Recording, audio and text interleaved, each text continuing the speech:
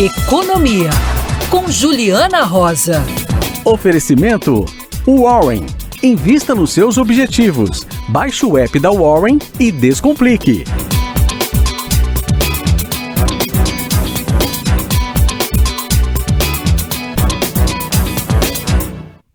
Juliana Rosa. Oiê. Tudo bem, oi Meg? Boa tarde para você, para Débora.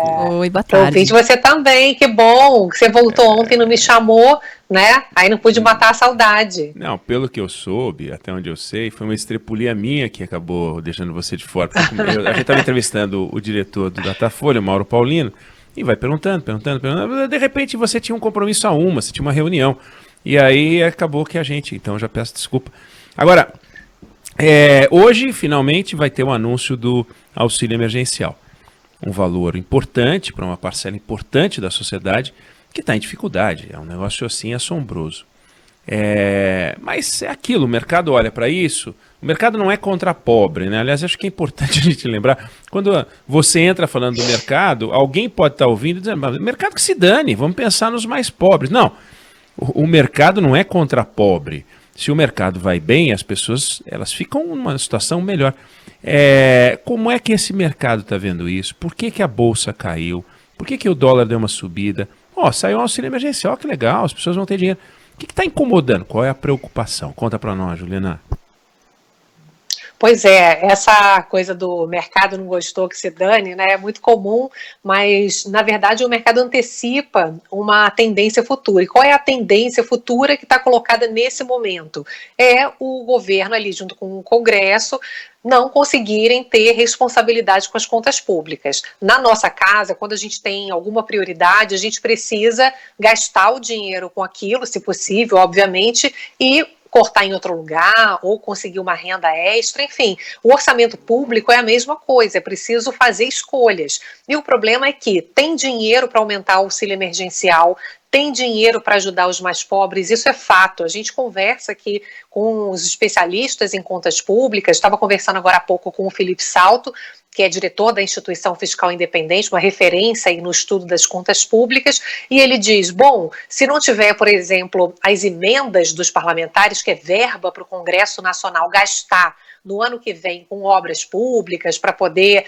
conseguir voto em ano eleitoral, só esse ano são quase 20 bilhões de reais em emendas para os parlamentares, que é verba que não é obrigatória e que conta no espaço do chamado teto de gastos, essa regra fiscal que tem um limite para crescimento das despesas e que foi criada justamente para ter esse debate que a gente está tendo hoje. Você tem um teto, né? Você tem um limite para crescer despesas públicas, justamente porque historicamente no Brasil sempre se aumentou gasto e a dívida explodiu e aí criou-se uma regra para obrigar o Congresso, o governo, a sentar numa mesa e fazer escolhas, como a gente faz, como qualquer família precisa fazer na hora de decidir onde é que vai gastar o dinheiro daquele mês. Então, o fato hoje que está colocado é que o governo diz que deve anunciar hoje, né? Essa é a história, a gente está acompanhando de perto ali desde cedo, desde ontem à noite, essa movimentação com as fontes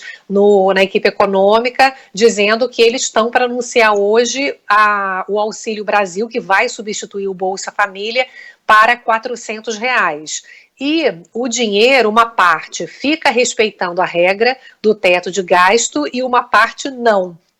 O que se calcula nesse momento é que 30 bilhões de reais ficariam fora do chamado teto de gasto. Ou seja, como se na prática a gente tivesse uma regra e aí para vencer o jogo a pessoa vai e muda a regra. Então aquela regra não vale mais. Então o mercado financeiro na verdade está olhando nesse momento, a gente já tem o tal dos precatórios que agora à tarde vai ser votada, né, a medida na Câmara, 50 bilhões de reais já devem ficar fora do teto. E aí 30 bilhões também podem ficar fora do teto, da regra. Então já são 80 bi. O pessoal olha isso, né? Não é mercado. Vamos morar nesse teto, né? Vamos morar acima desse teto que tem mais dinheiro. Vale, né? Tem mais dinheiro lá em cima. Agora, deixa eu te perguntar uma coisa.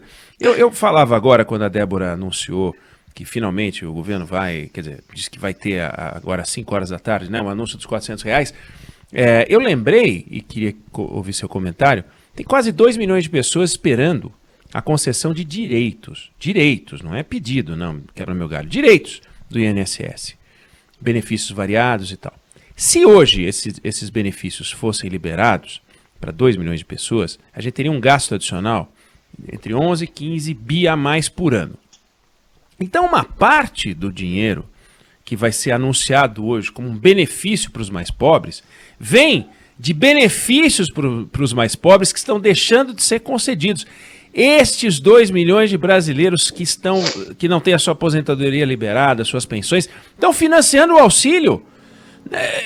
Não é que eles foram buscar lá o dinheiro do Zuckerberg no Facebook, né? Me dá um dinheiro aí e tal, Bill Gates.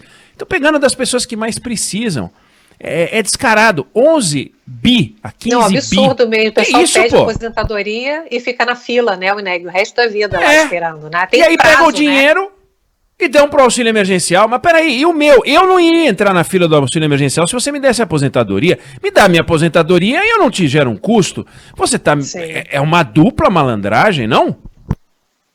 Não, exatamente, isso que você está falando, né? Não tem transparência, não tem uma agenda clara e isso causa incerteza. Então não é só o mercado financeiro, mas quando a gente tem um clima de instabilidade, de incerteza em relação ao que está sendo feito com o dinheiro público, a gente tem menos investimentos, a gente tem mais inflação, a gente tem mais juros. Você sabe que nesse momento, Ineg, olha só, o dólar está valendo R$ 5,57, o Banco Central já fez um leilão hoje mais agressivo, ofereceu 500 milhões de dólares, vendeu 500 milhões de dólares em cash, em dinheiro vivo, que é uma intervenção mais agressiva do que dos dias anteriores. Mesmo assim, você vê que o dólar só sobe, né? Não está baixando.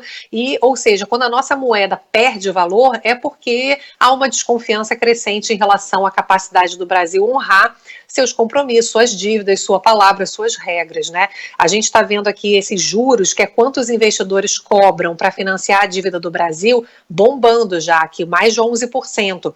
Esse juro também não é só para a gente milionária que investe no mercado, é para a gente, se precisar pegar crédito no banco, o banco olha o juro futuro, ou seja, como é que está a chance de calote, como é que está a chance de a economia melhorar ou piorar lá na frente. Se tem uma sinalização lá na frente de que as coisas podem piorar, o banco vai emprestar mais caro para a gente hoje. Isso é um termômetro de custo de crédito para as pessoas hoje, para as empresas hoje. E quando a gente olha aqui a Bolsa de Valores aqui de São Paulo, você vê o mundo todo hoje está em alta. Então você vê que a gente está descolado do mundo. A Bolsa agora cai 2,38%. E, Ineg, quando eu pergunto para esses especialistas todos, mas vem cá, como é que vai ser, afinal, esse gasto fora do teto e tal? Ninguém sabe exatamente. Então começa a ter um monte de especulação de que, ao invés de aumentar o Bolsa Família de 14 milhões de famílias para 17 milhões, poderia aumentar para até 30 milhões de famílias. Então, assim, está um sentimento agora no mercado financeiro super tenso, achando que o governo vai fazer de tudo para se reeleger, que para tentar melhorar a popularidade não vai ter limite de gastar, de ter responsabilidade com as contas. Os congressistas não querem abrir mão, obviamente, da verba deles, porque poderia abrir mão para poder aumentar o auxílio emergencial, o Auxílio Brasil, né, que vai substituir o Bolsa Família. Ou seja, como diz o Felipe Salto, tem várias alternativas para gastar dinheiro com os mais pobres de forma responsável, mas não. O Congresso, ali junto com o governo, está bolando um plano para desestabilizar as contas públicas. E no final do dia a gente vai ver como é que vai ser o balanço disso tudo, que bate principalmente em inflação, em custo de crédito e que penaliza justamente os mais pobres, né, Ineg? É isso aí, economia, Juliana Rosa. Te vejo hoje no Jornal da Band. Eu não vou estar lá, mas eu tô dizendo, eu te vejo no Jornal da Band hoje, porque eu sou você não pode telespectador. Não, tem aquelas não cadeirinhas automáticas. As cadeirinhas têm uns lances de escada lá que não tem como atravessar. Mas eu vou te ver no Jornal da Band. Valeu, beijo, e amanhã a gente conversa aqui de novo. Obrigado. Obrigada, Ju. Tchau. Até amanhã. Tchau.